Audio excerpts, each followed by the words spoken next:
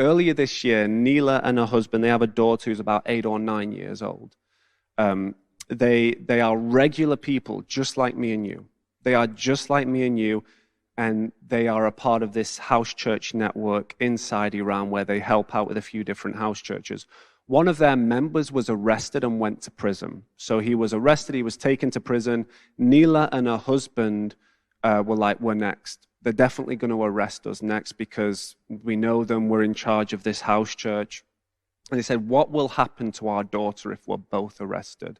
These are real issues that they have to make decisions on. And so what Neela and her husband decided to do was send their daughter to another city to be with her grandparents. Okay? So they're separated from their daughter because they're ready to be arrested. And a day goes past, nothing happens. A week turns into a month, and they've not seen their daughter for a whole month because they're afraid of being arrested.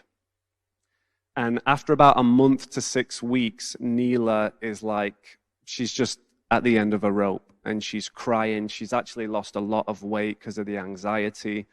And she's in this moment where she is crying her eyes out before the Lord. Am I going to be arrested? What's happening? Should we have sent our daughter away? And eventually she gets to this moment after praying where she is crying out, Lord, I just really, really miss my daughter. I just really miss her, and I want to see her again. And she gets up after a couple of hours, and she goes to the fridge because she's hungry.